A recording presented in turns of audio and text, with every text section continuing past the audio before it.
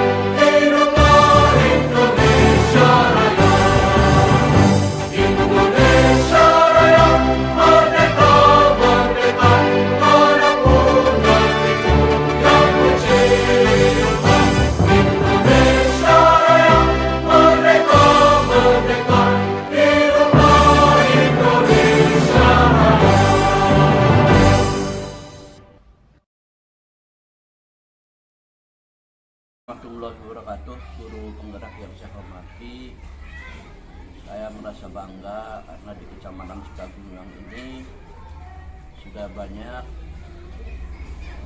calon guru penggerak, dan mudah-mudahan dengan banyaknya guru penggerak ini semakin gairah karya nyata yang akan dicapai oleh guru. Pada dasarnya guru penggerak, guru yang kreatif, inovatif, dan hebat. Saya mohon pada para guru, berilah tauladan yang terbaik. Kita kembali pada marwah bahwa guru itu dibubuh dan ditiru oleh murid, oleh lingkungan sekitar, dan di masyarakat pada umum. Oleh karena itu, dengan CGP ini, silakan Bapak dan Ibu guru untuk melakukan hal-hal yang inovatif, kreatif, bagaimana cara mengajar yang terbaik, bagaimana cara bertingkah laku yang terbaik, umumnya sebagai guru yang dicita-citakan oleh kita semua menjadi guru-guru yang hebat. Itu saja. Wassalamualaikum warahmatullahi wabarakatuh. Assalamualaikum warahmatullahi wabarakatuh.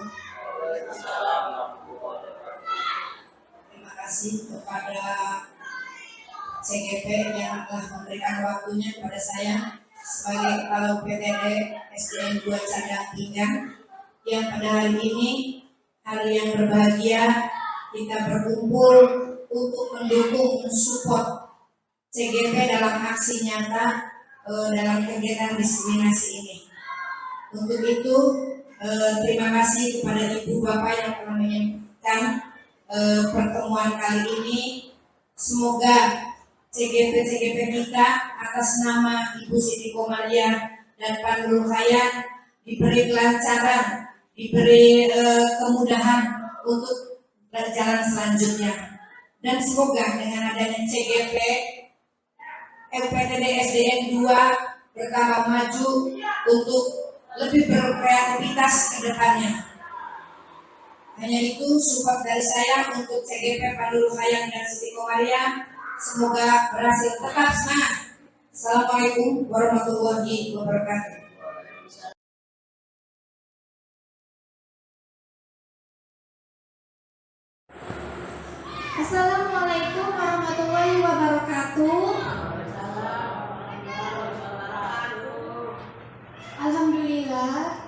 kesempatan ini saya bisa bertemu dengan Ibu Bapak Guru dalam acara yang sangat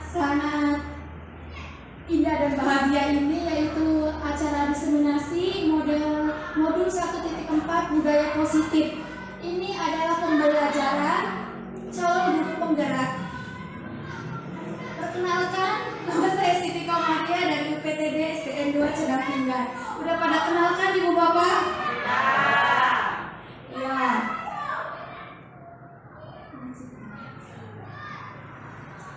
Materi yang akan dibahas pada kesempatan kali ini yaitu perubahan paradigma belajar, motivasi disiplin positif, motivasi perilaku manusia, keyakinan kelas, kebutuhan dasar, posisi kontrol institusi, dan segitiga restitusi. Sebelum ke perubahan paradigma belajar, saya ingin menanyakan bagaimana pembelajaran Ibu Bapak waktu di kelas.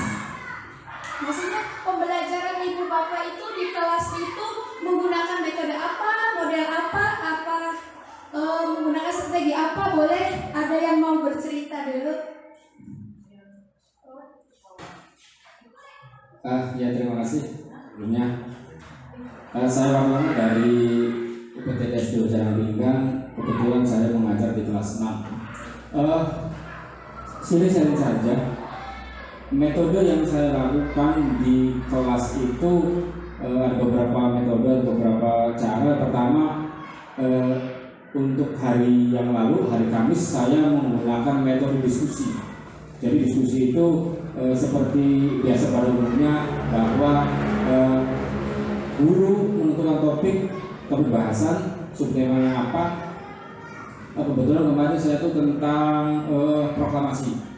Subtemanya proklamasi, saya dibagi menjadi dua kelompok siswa. Dalam satu kelas itu dua kelompok saja, mungkin agak besar juga, tapi itu lebih efektif dua kelompok. Kalau 4 kelompok nanti jatuhnya nanti lama.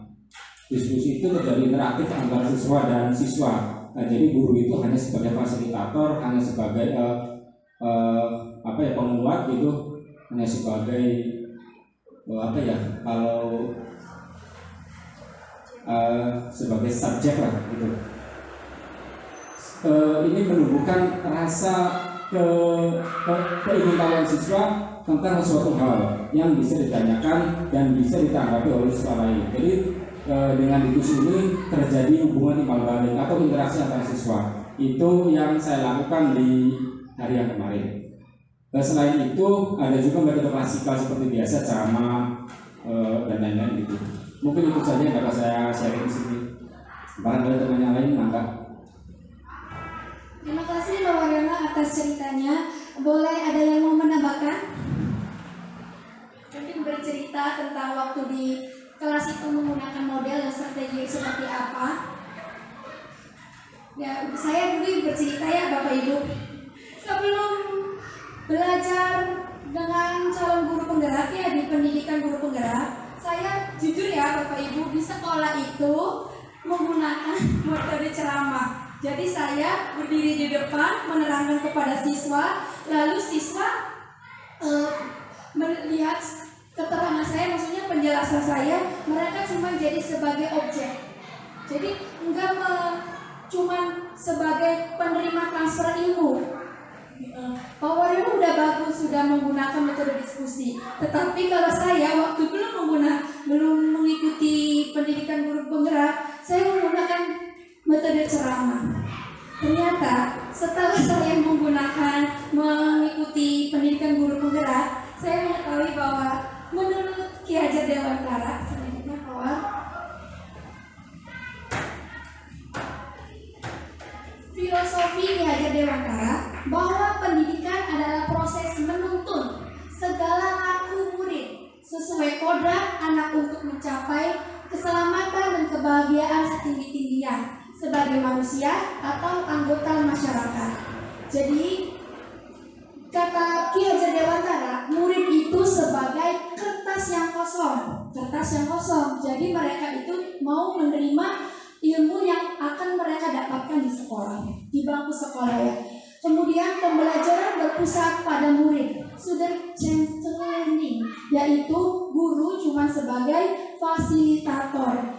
Murid itu, apalagi ini zaman internet ya, murid bisa menggali informasi lewat dunia maya ataupun kayak sharing bersama temannya, itu menggunakan metode diskusi ataupun yang lainnya. Guru seperti petani. Yang kita ketahui, petani itu kan mempunyai lahannya, ibu bapak guru, mempunyai lahan yang bisa ditanamin apa aja. Tetapi kalau padi sama pepaya, apakah perlakuannya sama? Perlakuannya beda ya, padi dan pepaya. Pupuk, airnya juga beda. Kita samakan anak-anak murid kita juga sebagai seperti itu, yaitu masing-masing anak mempunyai karakter berbeda-beda. Jadi perlakuan kita pun akan berbeda, tidak bisa menyamakan si A dan si B, seperti itu. Merdeka belajar.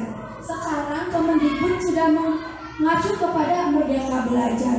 Jadi pada Merdeka Belajar ini kita sebagai guru bisa berinovasi, berkreatif, bagaimana menyampaikan pembelajaran kepada murid. Guru tidak bisa mengontrol murid. Jadi gini, guru tidak bisa si A nih harus bisa ini.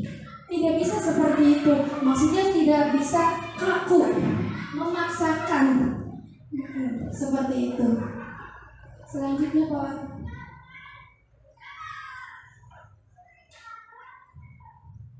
Nilai-nilai kebajikan universal. Nilai-nilai kebajikan adalah sifat-sifat positif manusia yang merupakan tujuan mulia yang ingin dicapai setiap individu.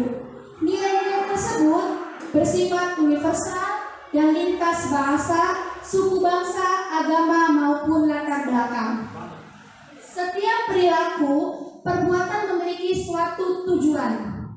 Dengan mengaitkan nilai-nilai kebajikan yang diyakini seseorang, maka motivasi intrinsiknya akan terbangun, sehingga menggerakkan motivasi dari dalam untuk dapat mencapai tujuan mulia yang diinginkan. Nilai-nilai kebajikan yang ingin dicapai oleh setiap anak Indonesia kita kenal dengan profil pelajar Pancasila. Sekarang sedang digembor-gemborkan, yaitu profil pelajar Pancasila. Yang pertama, profil pelajar Pancasila: beriman, bertakwa kepada Tuhan Yang Maha Esa dan berakhlak mulia, mandiri, bernalar kritis, berkebinekaan global, bergotong royong, dan kreatif. Nah, masing-masing ini diharapkan anak-anak mempunyai nilai-nilai profil pelajar Pancasila.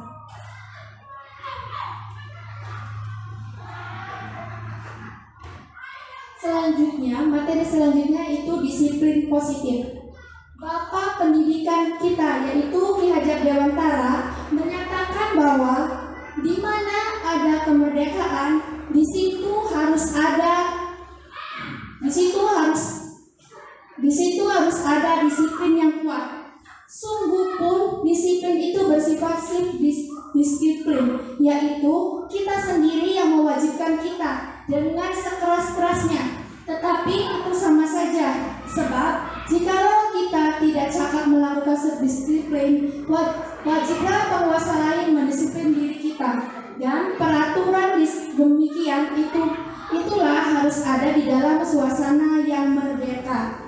Itu menurut pemikiran Ki Hajar Dewantara. Jadi disiplin itu harus ada di dalam diri kita, bukan dari orang lain. Jadi motivasi dari kita dulu. Disiplin harus berasal dari kesadaran diri sendiri. Nah, dengan disiplin positif kita akan menemukan teori motivasi. Selanjutnya posisi kontrol kita sebagai guru. Lalu posisi kontrol itu harus mengacu kepada 5 kebutuhan dasar manusia yang akan diterangkan selanjutnya.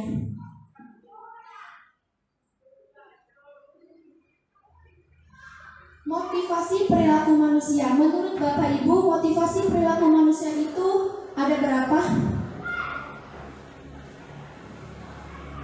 Motivasi perilaku manusia ada 3, yaitu 1. Motivasi eksternal. Motivasi eksternal itu dari dorongan dari orang lain untuk menghindari ketidaknyamanan atau hukuman. Jadi kalau agar dirinya tidak mendapatkan ketidaknyamanan dan hukuman, dia melakukan hal tersebut. Lalu motivasi eksternal juga itu untuk mendapatkan imbalan. Jadi kayak kita melakukan sesuatu agar kita mendapatkan sesuatu, melakukan A agar mendapatkan hadiah, ataupun biasanya kayak saya mau bergerak membersihkan kelas agar saya dipuji oleh guru, seperti itu. Nah, untuk menghargai diri sendiri, yaitu motivasi internal. Motivasi internal itu di dalam dirinya sadar bahwa dirinya ingin melakukan itu untuk menghargai dirinya sendiri. Jadi motivasi itu tumbuh karena ingin dirinya diakui, dirinya berharga, gitu, seperti itu. Selanjutnya prosedur ke pembentukan keyakinan sekolah. Pertama, prosedur pembentukan keyakinan sekolah itu ini materi agar anak-anak bisa, kan biasanya di sekolah ada peraturan sekolah ya, peraturan tata tertib maksudnya. Misalnya tata tertib seperti apa? Tata tertib anak sekolah tidak boleh terlambat ke sekolah. Nah, itu peraturan. Terus juga tidak boleh rambutnya panjang seperti itu kan Bapak Ibu. Nah, kalau ini membentuk keyakinan sekolah atau kelas, yaitu membentuk sebuah kesepakatan kelas. Satu, cara prosedurnya itu cara-caranya. Satu, mempersilakan warga sekolah atau murid-murid di sekolah untuk bercurah pendapat tentang peraturan yang perlu disepakati di sekolah atau kelas. Selanjutnya, mencatat semua masukan-masukan para murid atau warga sekolah di papan tulis atau di kertas besar, di mana semua anggota kelas atau warga sekolah bisa melihat hasil curah pendapat. Susunlah keyakinan kelas sesuai prosedur pembentukan keyakinan sekolah. Gantilah kalimat-kalimat dalam bentuk negatif menjadi positif. Contohnya kalimat negatif: jangan berlari di kelas atau koridor. Kalimat positif: berjalanlah di kelas atau koridor. Jadi kita tidak menggunakan kalimat negatif baik. Jangan buang sampah sembarangan. Kita alih, buanglah sampah di tempat sampah, seperti itu. Tinjau kembali daftar curah pendapat yang sudah dicatat. Anda mungkin akan mendapati bahwa pernyataan yang tertulis di sana masih banyak yang berupa peraturan-peraturan. Selanjutnya, ajak warga sekolah atau murid-murid untuk menemukan nilai kebajikan atau keyakinan yang dituju dari peraturan tersebut. Contoh, berjalan di kelas, dengarkan guru, datanglah tepat waktu, berada di bawah satu payung, yaitu keyakinan untuk saling menghargai. Contohnya kayak gini, contohnya, datanglah tepat waktu. Itu keyakinan bahwa maksudnya datanglah tepat waktu. Kata-kata itu mempunyai keyakinan saling menghormati. Maksudnya mempunyai keyakinan itu mempunyai rasa. Jadi datanglah tepat waktu itu ada rasa yang ditimbulkan saling menghormati. Karena apa? Kalau anak datang tidak terlambat, dia menghormati temannya juga karena tidak mengganggu berlangsungnya pembelajaran, seperti itu. Nilai kebajikannya itu hormat. Jadi di keyakinan sekolah ataupun kelas itu mempunyai rasa, menimbulkan rasa kepada anak-anak dan juga nilai kebajikan kepada anak. Jadi kata-katanya itu bentuknya tidak langsung tertuju. Jadi mempunyai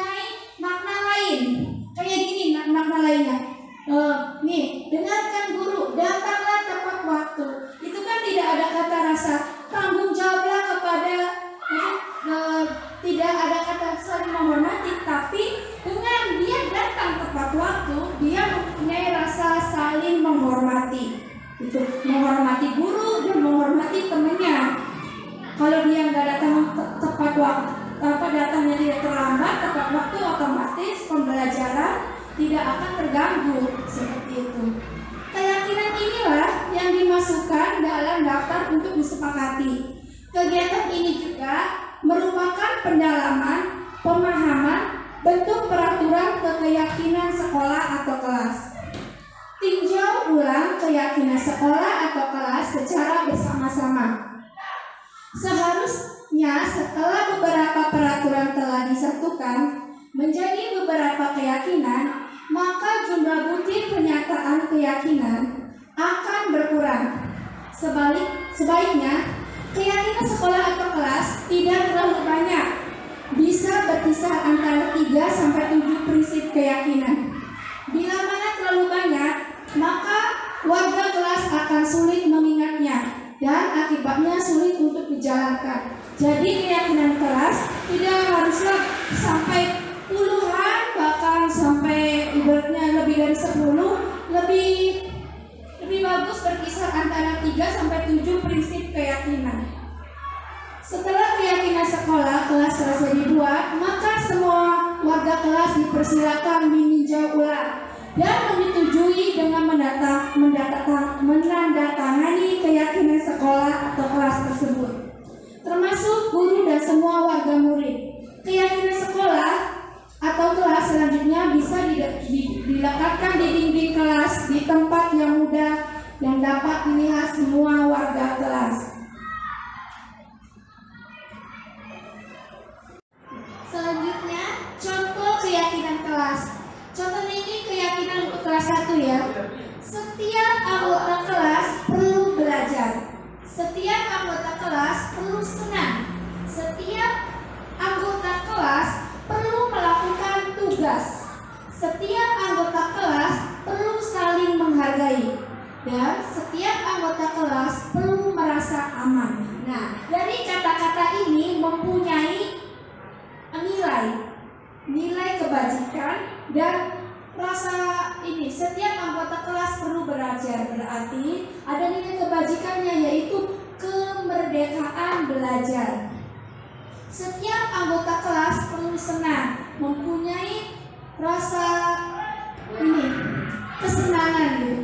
Setiap anggota kelas perlu melakukan tugas, berarti ada nilainya, yaitu tanggung jawab terhadap dirinya dan kewajibannya sebagai murid. Setiap anggota kelas perlu saling menghargai, berarti ada rasa hormat, saling menghargai, saling menghormati.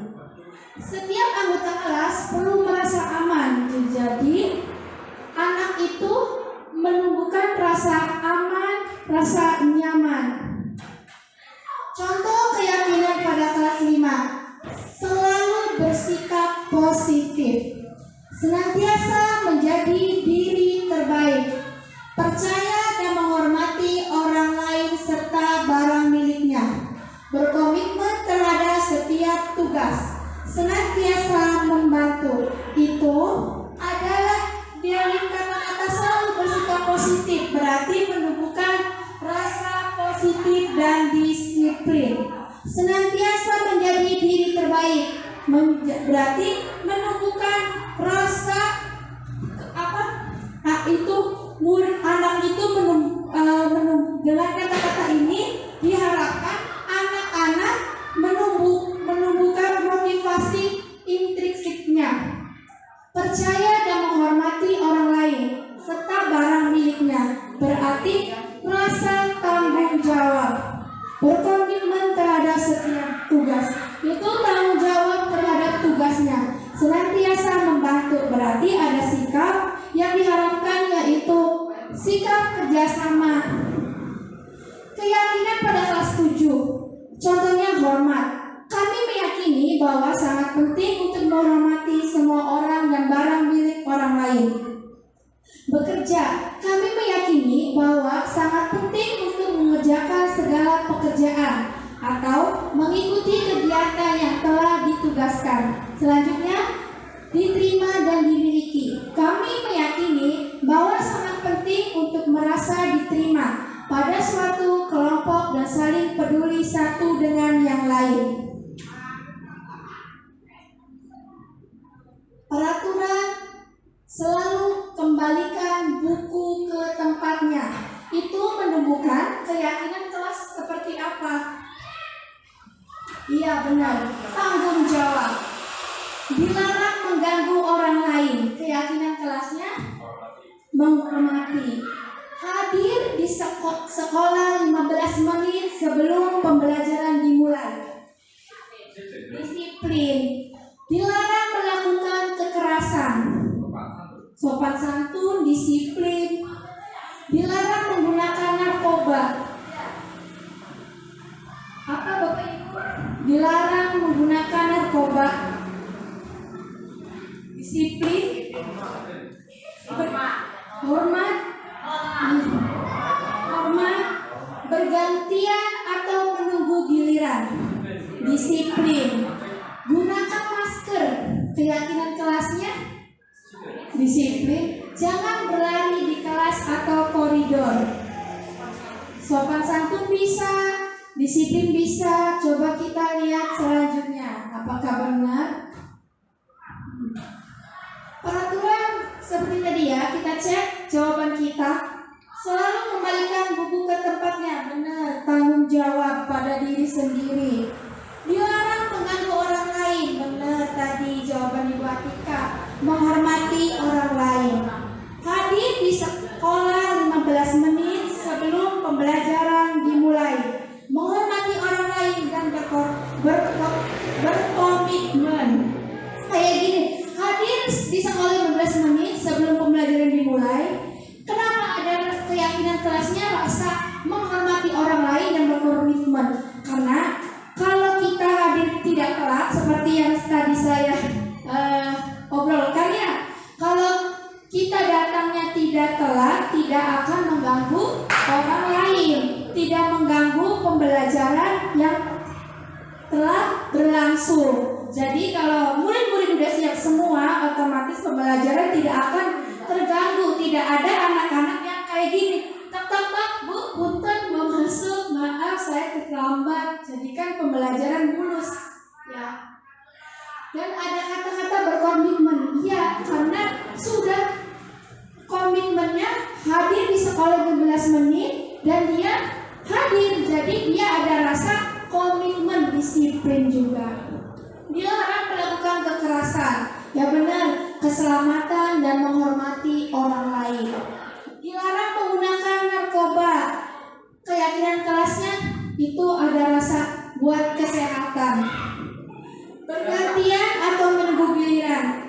Menghormati orang lain dan bersabar rasanya. Karena bergantian, kalau kita bergantian masuk kelas, biasanya kan anak-anak kelas 1, kelas 2 ngantri dulu di depan kelas, lalu kita bersalaman dengan guru, lalu masuk satu-satu ke dalam kelas. Kalau bergiliran, tidak beraturan, otomatis itu bisa jadi anak-anak bahasa Jawa kan tabrakan ya, seperti itu. Dan juga menumbuhkan rasa sabar karena bonggane dheweke isi terakhir barisane, jadi masuk ke kelasnya terakhir. Jadi ada rasa bersabar dan menunggu giliran. Gunakan masker. Kebetulan waktu tahun 2020-2021 kita itu negara kita dilanda COVID-19 ya Bapak Ibu. Jadi di sekolah itu wajib menggunakan masker. Bukan di sekolah aja ya, di tempat umum juga menggunakan masker. Itu untuk kesehatan dan keselamatan kita. Dan ada rasa lagi itu menghormati orang lain, karena kita tidak menularkan, orang lain tidak menularkan kepada kita. Seperti itu. Jangan berlari di kelas atau koridor. Keselamatan dan keamanan. Jadi kalau anak-anak tidak berlari di koridor, otomatis gedrongan karo bature tidak terjadi, senggolan dengan teman-temannya tidak terjadi gitu kan, karena mereka pada jalannya pada tidak berlari-lari, terus juga jadi tidak menimbulkan suara berisik. Kan karena berlari-lari itu kan menumbuhkan kegaduhan, suara berisik, mengganggu orang lain, seperti itu. Jadi keyakinan kelas itu diyakini bahwa dapat menumbuhkan rasa kepada anak. Jadi menumbuhkan rasa kebajikan yang ada dalam diri anak itu tumbuh karena adanya keyakinan kelas seperti itu.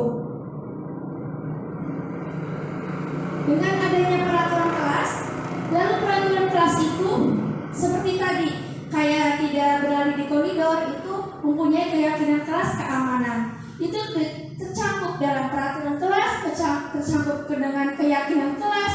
Lalu kalau keyakinan kelas disepakati oleh masing-masing warga sekolah, akan timbul lingkungan positif. Lingkungan positif itu akan menumbuhkan rasa budaya positif. Budaya positif di sekolah itu sangat perlu, karena agar dapat budaya positif sangat perlu di sekolah, diterapkan di sekolah, memiliki oleh setiap warga sekolah, bukan hanya anak-anak. Kita juga sebagai pendidik harus mempunyai budaya positif.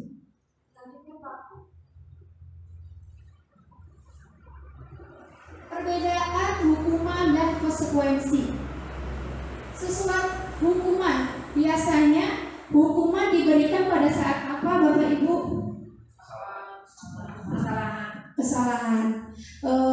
Kesalahan. Pada sesuatu kesalahannya, pelanggaran peraturan yang ada di sekolah. Perbedaan hukuman dan konsekuensi.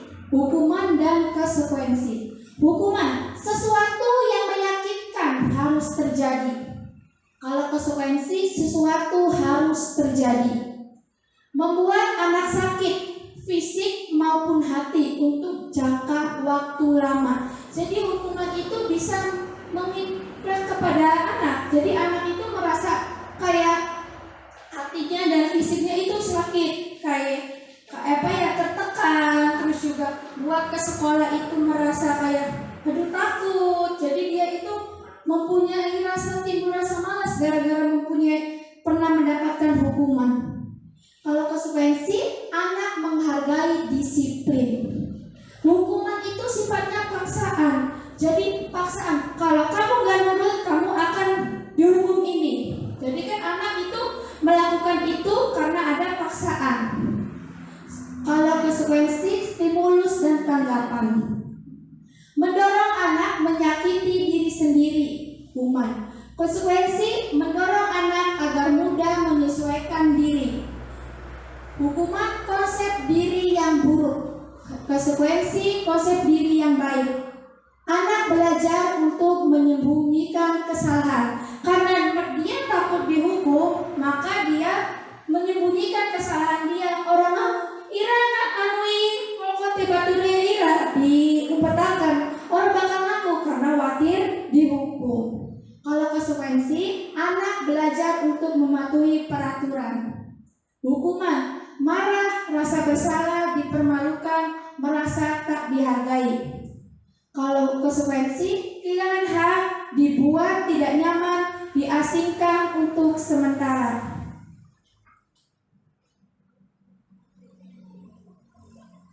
Tindakan guru, ini ada soalnya, kita jawab bareng-bareng ya Bapak Ibu. Ini skala ini, tindakan ini hukuman apa atau konsekuensi menurut Bapak Ibu?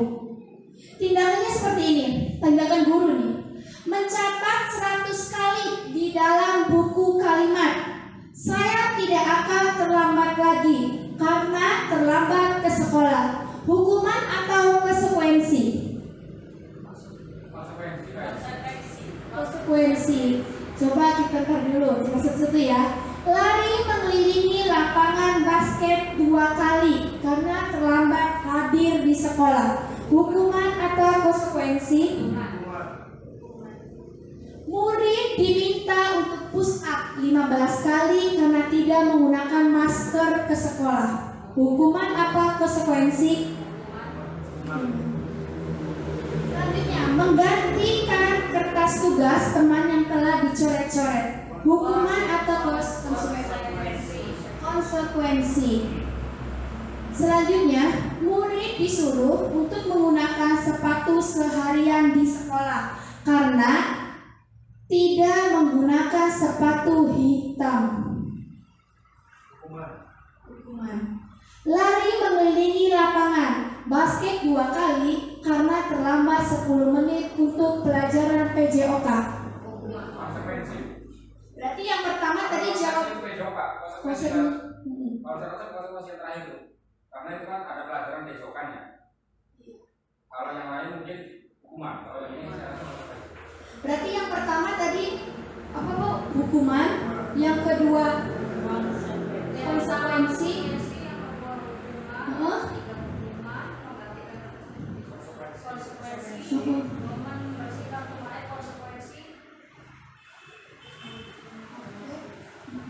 Berarti tadi jawaban Ibu Bapak hukuman, konsekuensi, push up itu hukuman. Menggantikan kertas tugas teman yang telah dicoret-coret hukuman. Konsekuensi, membersihkan tumpahan air di meja tulis. Konsekuensi, murid disuruh untuk menggunakan sepatu seharian di sekolah karena tidak menggunakan sepatu hitam. Hukuman, lari mengelilingi lapangan basket 2 kali. Konsekuensi tadi. Coba kita lihat jawabannya apakah benar. Tindakan guru mencatat 100 kali di dalam buku kalimat. Saya tidak akan terlambat lagi karena terlambat ke sekolah. Hukuman atau konsekuensi? Ternyata jawabannya hukuman. Kenapa hukuman? Karena dia sudah melanggar peraturan sekolah. Mencatat 100 kali di dalam buku kalimat. Saya tidak akan terlambat lagi karena terlambat ke sekolah. Lari mengelilingi lapangan basket 2 kali karena terlambat hadir di sekolah. Hukuman karena dia sudah melanggar suatu peraturan. Murid diminta untuk push up 15 kali karena tidak menggunakan masker ke sekolah. Itu pun hukuman karena dengan tindakan push up 15 kali itu ada rasa capek fisik yang tadi. Perbedaan hukuman dan konsekuensi. Mengganti kertas tugas teman yang telah dicoret-coret, konsekuensi. Karena dia melakukan tidak kenyamanan kepada temannya, maka dia menerima konsekuensinya, menerima akibatnya. Membersihkan tumpahan air di meja tulis karena tersenggol pada saat belajar, konsekuensi. Murid disuruh untuk tidak menggunakan sepatu seharian di sekolah karena tidak menggunakan sepatu hitam. Hukuman karena itu ada di peraturan sekolah. Lari mengelilingi lapangan basket 2 kali karena terlambat 10 menit untuk pelajaran PJOK. Benar, konsekuensi. Berarti alhamdulillah Ibu Bapak sudah mengetahui antara perbedaan hukuman dan konsekuensi. Karena tadi jawabannya udah hampir benar semua. Saya ini contoh saya waktu melakukan keyakinan kelas di kelas saya yaitu kelas 1. Jadi saya menanyakan dulu kepada anak-anak, kelas apa yang kalian impikan? Kelas apa yang ingin kalian dapatkan? Gitu. Nah, mereka menuliskan pada suatu kertas, terus menempelkannya di papan tulis.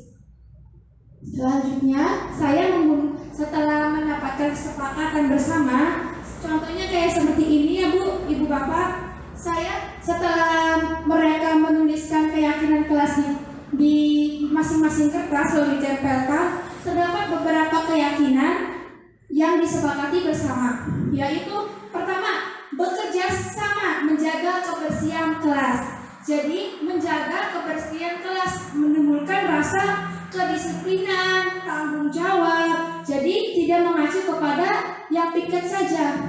Ya, jadi kebersamaan, bersama-sama. Salah satu contohnya dengan untuk menaati bekerja sama menjaga kebersihan kelas, itu anak setelah makan ataupun minum membuang sampahnya di tempat sampah. Itu sebuah keyakinan kelas yang disepakati.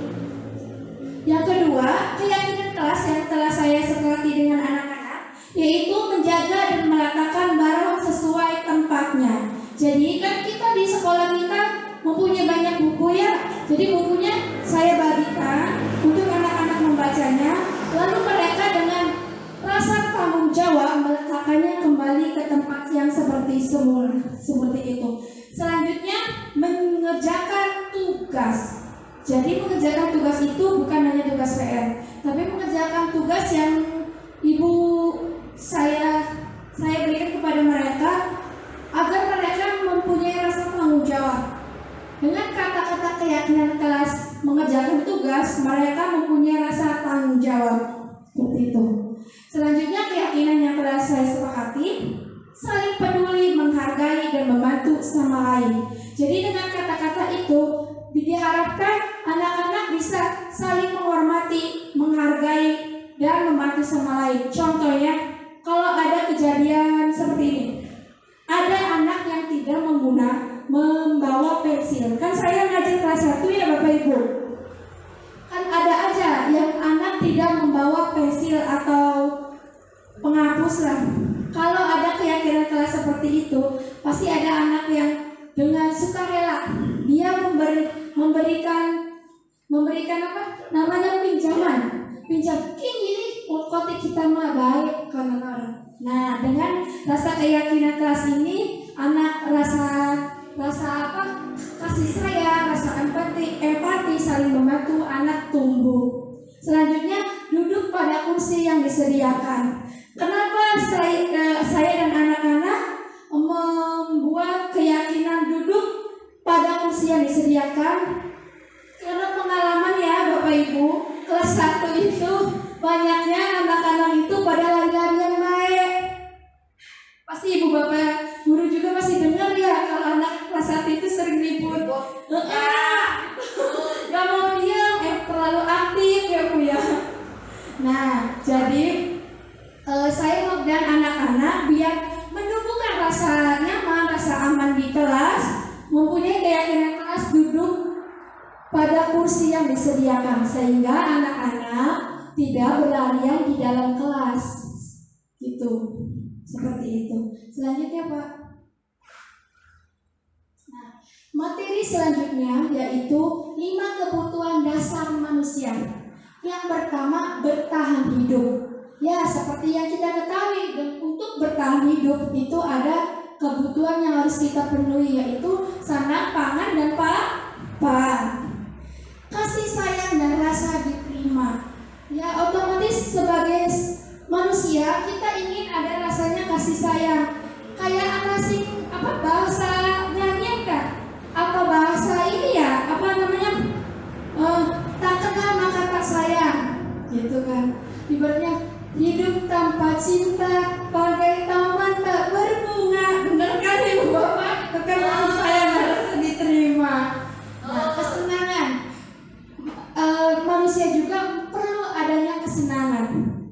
Kesenangan biar dia merasa kayak dirinya itu dihargai dan menghargai. Kebebasan. Untuk kebebasan dan kekuatan. Kenapa pada materi ini ada 5 kebutuhan dasar manusia? Karena kita sebagai pendidik harus mengetahui kebutuhan dasar manusia itu apa-apa, sehingga kebutuhan ini kita bisa anak-anak kebutuhan ini nih kan ada pada setiap manusia, otomatis pada anak didik kita juga. Kenapa kita agar bisa mengetahui, bisa memenuhi rasa-rasa seperti itu? Contohnya, ada contoh seperti ini. Ada anak di kelas yang murung baik. Maksudnya kok kayak bosan kan? Tak kayak gitu kan? Itu tuh kita bisa menilai kebutuhan dia tuh yang tidak terpenuhi oleh dia tuh apa? Masalahnya tuh apa? Kita pendekatan, Mas, kenapa kamu seperti itu? Masih tetap seperti itu.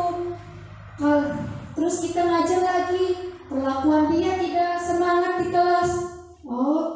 Terus kita coba menggali lagi, ternyata dia ingin kesenangan, mungkin karena cara ngajar kita tidak sesuai apa yang dia inginkan. Mungkin dia ingin berbicara dengan berdiskusi ataupun dengan ibaratnya berkelompok, sehingga kan bisa tukar pendapat dengan teman-temannya seperti itu. Ataupun gini, ada anak yang kayak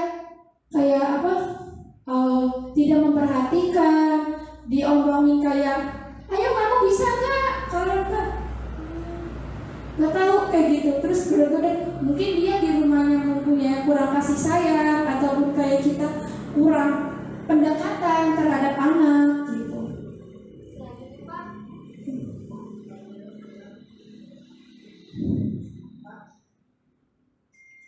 5 posisi kontrol guru.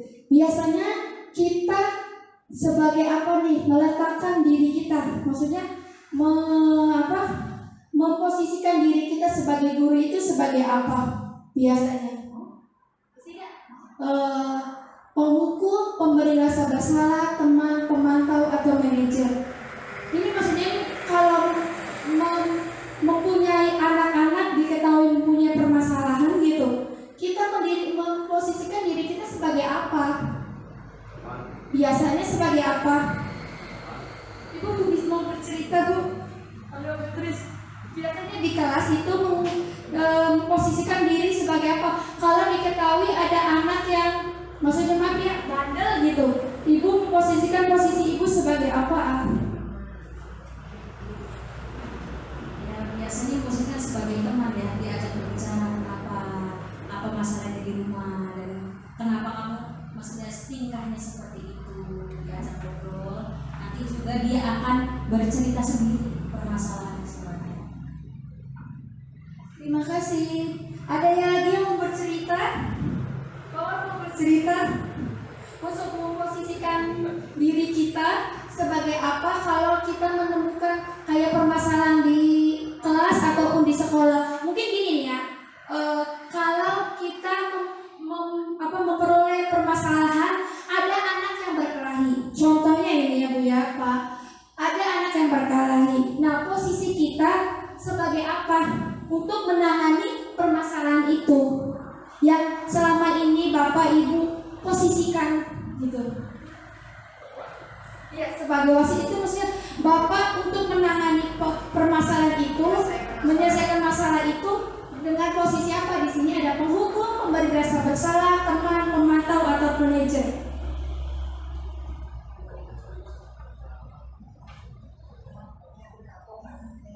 Nah, contohnya saya sebelum pembelajaran di PGP, pendidikan guru penggerak, saya sebagai penghukum dan sebagai teman. Biasanya langsung ngejudge kayak gini.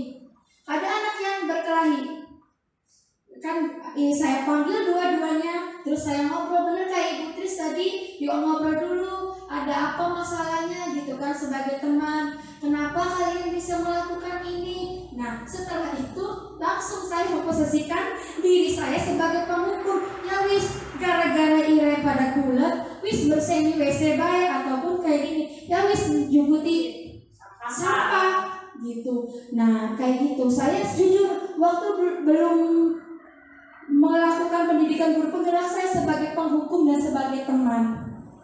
Selanjutnya, Pak, untuk mengetahui ya Pak, Bapak Ibu, perbedaan 5 posisi ini maksudnya apa? Slide selanjutnya. 5 posisi kontrol, maksudnya seperti ini ya.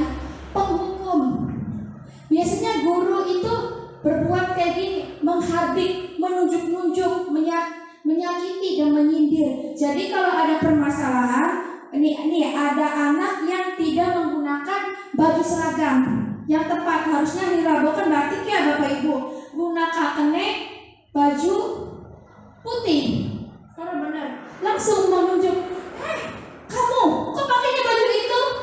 Terus itu sebagai penghukum. Lalu guru berkata, kalau kamu tidak melakukannya, awas ya, rasakan. Kayak gini, kalau kamu tetap masih pakai baju putih di hari Rabu, awas tidak ada hukumannya. Kayak gitu.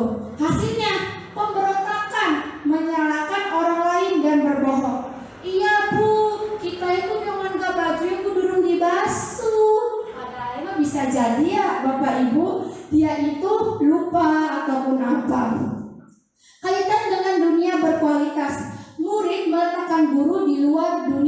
berkualitas. Jadi guruku dalam dunia yang murid itu, Pak, bakal kita salah dihukum. Jadi biarkan saja, nanti juga marah-marah lagi. Nah, selanjutnya dampaknya mengulangi kesalahan maning paling enggak bakal kita melakukan ini pasti kita yang dihukum.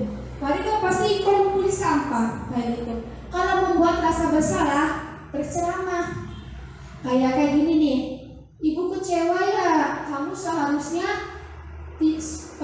jangan begitu, ibu tuh lelah, ibu pegel, ibu nurut dengan ibuku kayak gitu. Hasilnya menyembunyikan, menyangkal dan berbohong. Ya, jadi bocah itu beli jujur. Nah, kaitan dengan dunia berkualitas, murid meletakkan guru di dalam dunia berkualitas. Lalu murid berkata cuma, ya wis Bu, maafkan kita. Merasa dampak pada murid merasa rendah diri karena kamu kenapa kayak gini? Dia dari ngomongnya maafkan saya Bu, jadi kan merasa kayak rendah hati, rendah diri. Kalau sebagai teman membuat alasan-alasan untuk muridnya sebagai guru, seperti berkata kayak gini, ayolah lakukan demi ibu, ayo sih jujur, kenapa? Masa kamu tidak mau gitu? Bantu ibu, melas cleaning ibu. Jadi hasilnya itu ketergantungan. Jadi anak itu kayak tidak ada batasnya. Jadi orang apa kan tidak terlalu menghargai gitu, karena dia beranggapan bahwa kita ini sebagai teman. Kaitan dengan dunia berkualitas, murid meletakkan guru sebagai orang yang sangat penting di dunia berkualitas. Murid berkata, saya pikir ibu teman saya, jadi ya usah biasa banget daripada kita, palingnya bukan nih ngomongnya. Bapak pada murid lemah tidak mandiri. Kalau memantau, menghitung dan mengukur guru berbuat. Guru berkata, apa peraturannya memantau kayak gini ya Bu? Kalau dia tidak memakai seragam, enggak topi atau dasi pada waktu hari Senin, karena hari Senin kan kita upacara ya. Jadi kalau upacara dia tidak menggunakan topi dan dasi. Lalu kalau kita sebagai posisinya sebagai pemantau, kita tanya, apa peraturannya Bapak harinya Senin? Ada apa? Ada upacara bendera. Kalau upacara bendera kita pakai baju apa? Merah putih, topi dan dasi. Lalu hasilnya menyesuaikan diri bila diawasi. Nah, bakal ibu yang kena kita, berarti kita kudukan matui. Jadi kayak lama diawasi, ntar besok harus pakai ini ya, pakai topi, pakai dasi. Jadi dia ada rasa ya menyesuaikan diri karena diingatkan, karena dipantau. Kaitan dengan dunia berkualitas, murid meletakkan guru, peraturan dan hukum di dunia berkualitas. Murid berkata, berapa banyak bintang yang saya harus peroleh, berapa halaman yang harus saya tulis. Jadi berapa, biasanya kan kalau dipantau, nah bakal dibilang nih ibu kok bakal baik, kok kita gugarapan oleh ujian ataupun dapat dari imbalan nih ibu aku. Jadi mereka berkata berapa banyak bintang yang saya harus peroleh. Dapat pada murid menitik beratkan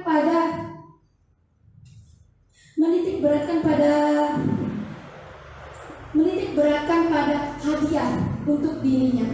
Kalau sebagai manajer itu mengajukan pertanyaan-pertanyaan.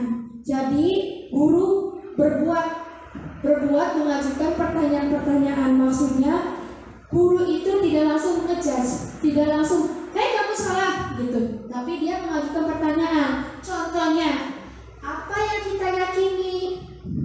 Apa yang bisa kau kerjakan untuk memperbaiki masalah ini? Contohnya kayak gitu. Jadi mempunyai solusi dulu ataupun perkataan pembuka.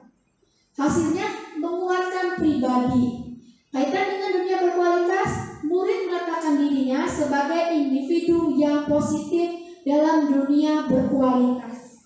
Murid berkata, bagaimana cara saya bisa memperbaiki keadaan? Jadi dia biar memperbaiki permasalahan, bagaimana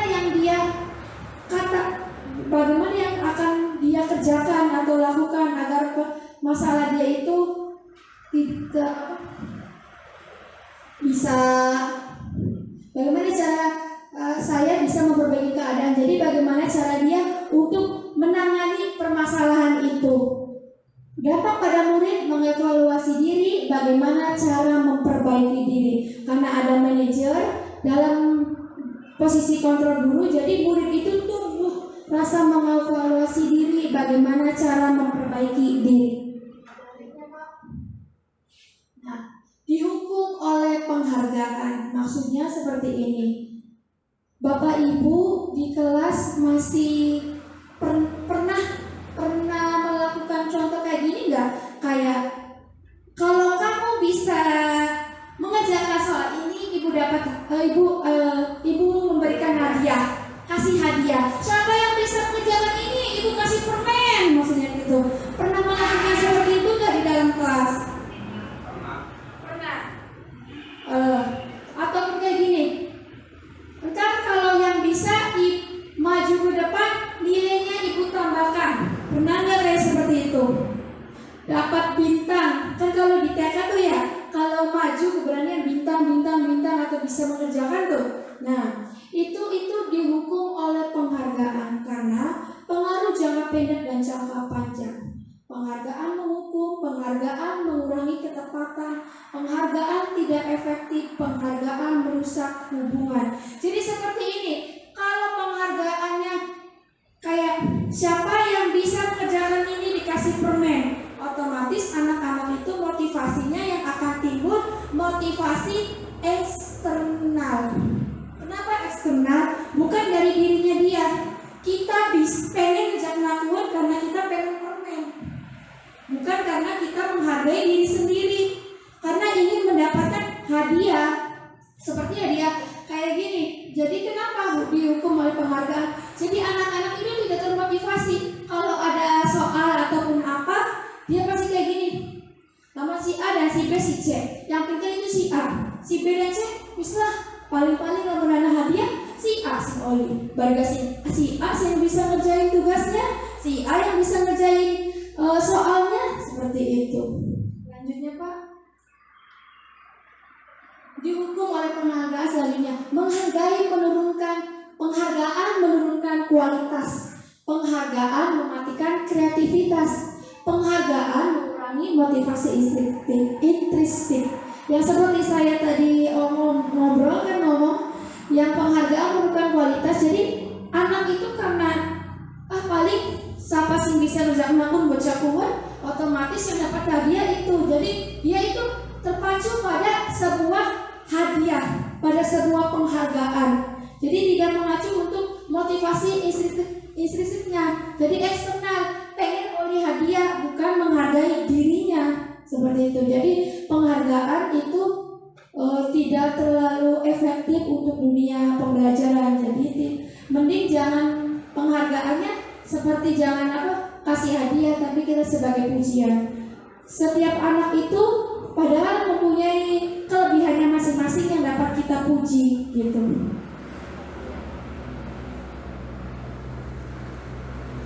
Tugas nih, pernyataan. Saya kecewa sekali dengan kamu. Siapa yang mengatakan? Biasanya dalam ini masih posisi kontrol ya Bapak Ibu. Biasanya ini membuat orang bersalah. Kamu tidak pernah benar melakukannya. Itu kata-kata posisi penghukum. Ayolah lakukan demi ibu atau bapak, itu sebagai posisi teman. Apakah kamu mau mendapatkan stiker bintang hari ini? Pemantau. Pemantau karena apa? Pemantau yang bisa dapat bintang, jadi pemantau. Jadi kalau pemantau itu kayak memposisikan dirinya sebagai pengawas, seperti itu. Lanjut, kamu selalu yang paling terakhir. Penghukum, kata-kata seperti itu. Lanjutnya Pak. Bentuk program kebajikan, apresiasi. Dalam memberikan apresiasi perlu diingat beberapa hal. Beri pengakuan secara khusus, beri pengakuan secara pribadi, beri pengakuan kepada semua murid, beri pengakuan secara konsisten. Fokus pada proses. Jadi bentuk program kebajikan maksudnya seperti tadi. Kalau penghargaan itu bisa bersifat penghukum, dihukum oleh penghargaan. Jadi supaya tidak mengurangi rasa kayak ingin motivasi intrinsnya timbul, jadi kita menggunakan bentuk program kebajikan.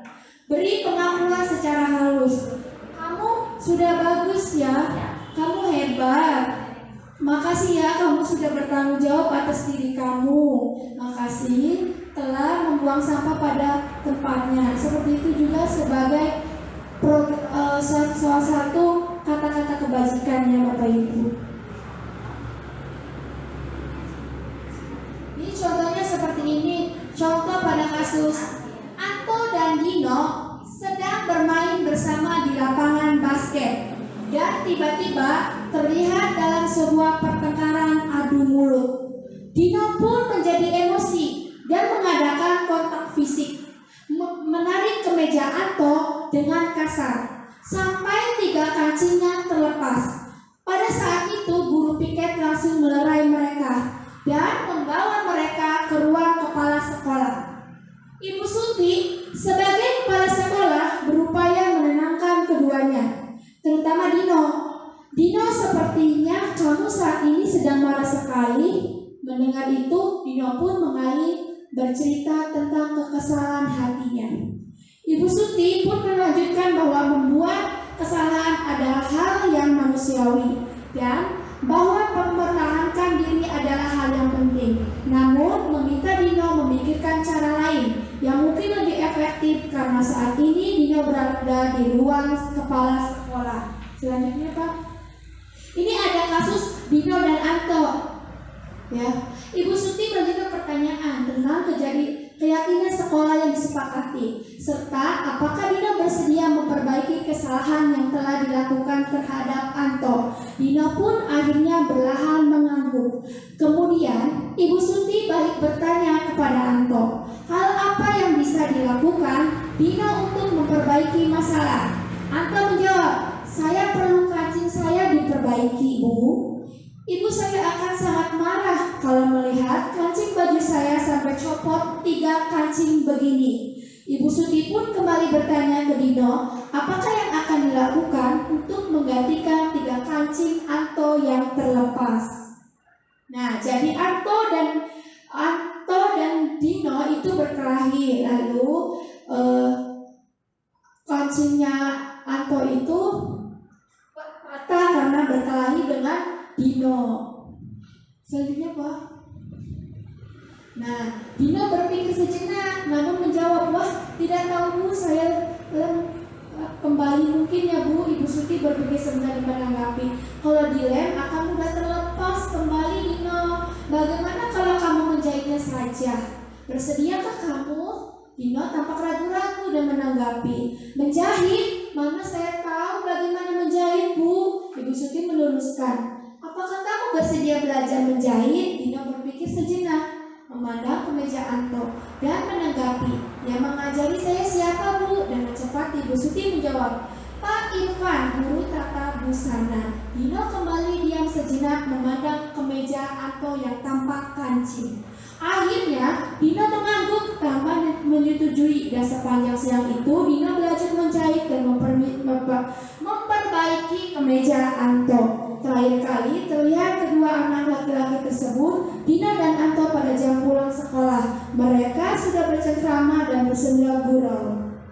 Dino dan Anto berkelahi, lalu dibawa ke kepala sekolah Ibu Suti. Lalu Ibu Suti menanyakan, bagaimana nih kamu biar permasalahan ini bisa diperbaiki kepada Dino yang telah membuat kancing Anto terlepas. Ternyata Anto mau ngelemnya ternyata tidak kuat. Maka Ibu Suti menyuruh Dino untuk menjahitnya dan belajar menjahit kepada Bapak Pak Irfan, guru tata busana. Nah, ini adalah sebuah kasus penyelesaian perkelahian antara Dino dan Anto. Menurut Bapak Ibu, Ibu Suti itu meletakkan posisi kontrolnya sebagai apa dari kasus ini? Ya, manajer, ada lagi sebagai apa Bapak Ibu? Manajer. Nah, terus juga ada kata-kata sebagai apa di situ? Kayak dengan kata-kata kayak apakah kamu bersedia? Betul, manajer. Kayak kata-kata yang bagai apa yang kesalahan kamu gitu. Sebagai apa? Manajer berarti. Nah, selanjutnya coba. Ada sebuah pertanyaan. Posisi kontrol benar kata Ibu, Bapak, Ibu Suti itu sebagai manajer. Karena Ibu Suti mengajak berdialog, orang langsung ngejudge, orang langsung siapa sih salah? Anto pasti, karena yang Dino yang salah pasti. Karena yang jadi korban Anto, tidak seperti itu. Jadi dia menanyakan dulu, beliau mengajak berdialog dengan siswa atas masalah yang dihadapi dengan langkah mengidentifikasi, tidak menyalahkan dan mencari solusi. Orang nyala kena, tapi mengidentifikasi awalnya priwe dan memberikan solusi. Kan dia kan menurut solusinya itu si Anto harus ada rasa si Dino harus mempunyai rasa tanggung jawab. Tanggung jawabnya itu menjahit lagi baju Anto yang kancingnya terlepas. Solusinya dengan belajar menjahit dengan Pak Irfan sebagai guru tata busana. Ada pertanyaan selanjutnya, Pak? Pertanyaan yang kedua dari kasus itu, dalam kasus tersebut bagaimana Dino dikuatkan, bagaimana Anto dikuatkan?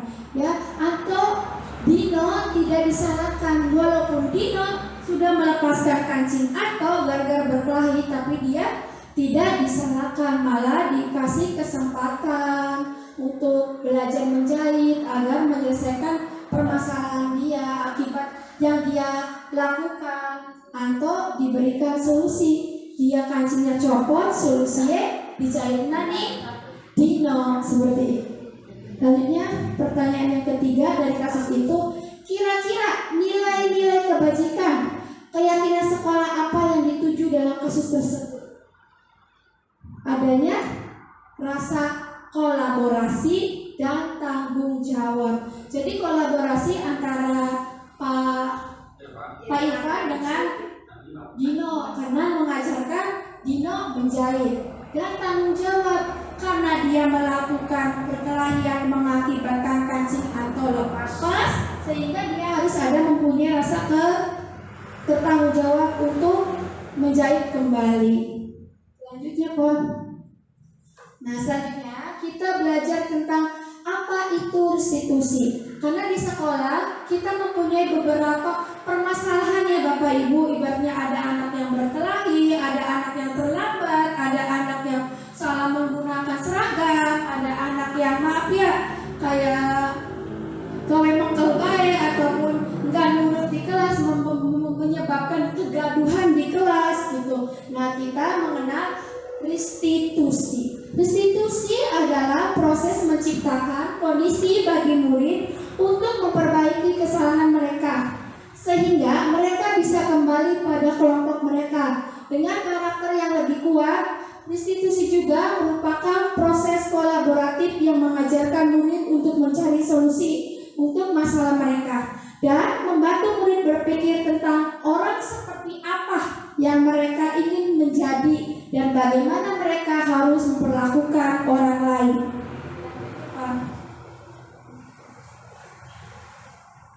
Nah, restitusi beriringan dengan hukuman, konsekuensi, dan restitusi. Contohnya, sesuatu yang menyakitkan harus terjadi, konsekuensinya sesuatu harus terjadi. Restitusi merupakan pilihan.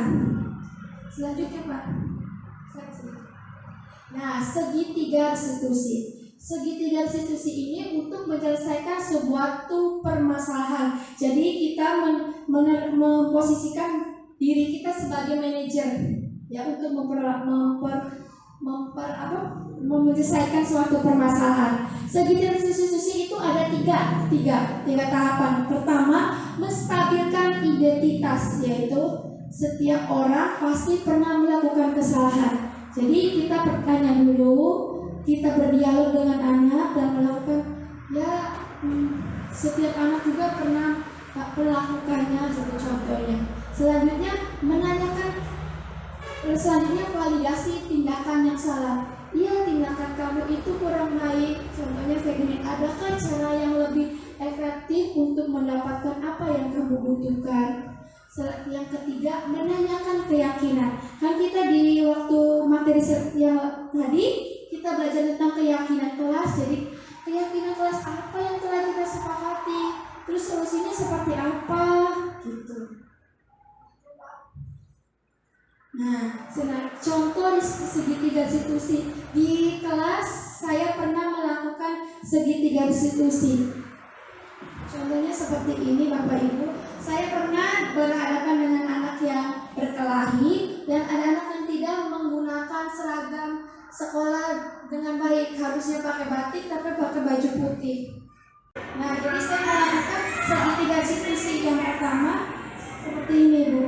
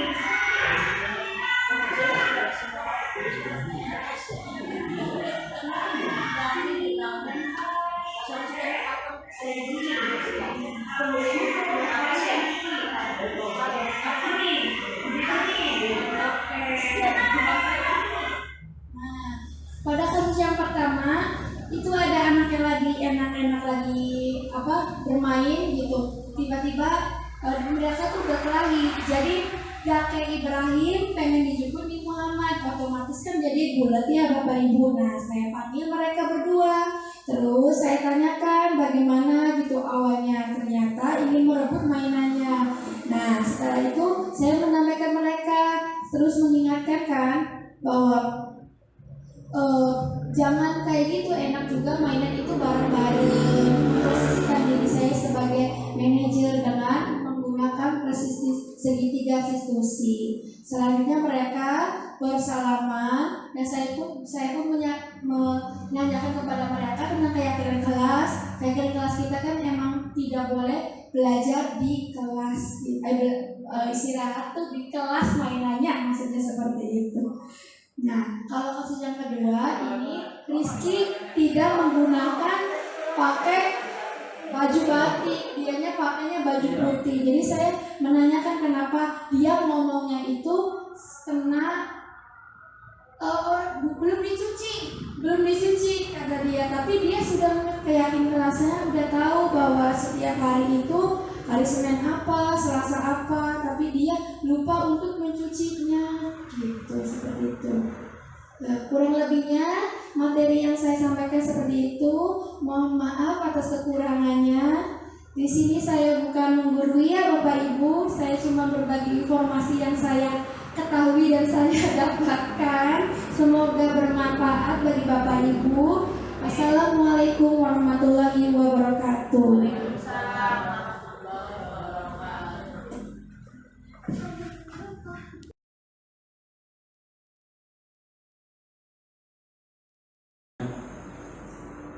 Sebenarnya ini menarik Pak Bu ya, menarik bagi kita semua. Pertama yang saya dapatkan atau kami yang dapatkan itu pertama dapat ilmu baru, ilmu pengetahuan baru bahwa yang namanya mendidik siswa seperti itu, nggak menjustis tapi ada tahapannya. Nah itu ilmu baru bagi saya karena sebelumnya saya tidak mendapatkan ilmunya baik di bangku kuliah maupun di seminar belum pernah mendapatkan hal semacam ini. Kemudian harapan saya apa yang kita dapatkan, apa yang kita peroleh dari hari ini mudah-mudahan bisa diaplikasikan bukan saja di kelas saya tapi ke semua kelas, ke sekolah gitu. Mudah-mudahan Bapak Ibu teman-teman bisa mengaplikasikannya dari kegiatan hari ini. Dan itu kan menjadi hal baik perbaikan sekolah sehingga sekolahnya pun bisa lebih baik begitu. Bukan melangkah ke depan karena depan kita bisa ada jalan, nggak mungkin melangkah ke depan. Ada depannya ada jalan raya. Mungkin itu saja yang dapat saya sampaikan. Kurang lebihnya mohon maaf bila terlalu. Assalamualaikum warahmatullahi wabarakatuh. Waalaikumsalam warahmatullahi wabarakatuh. Terima kasih Kak Warena. Ada yang mau menambahkan? Gitu. Terima kasih atas waktunya. Semoga kegiatan ini diberkahi oleh Allah.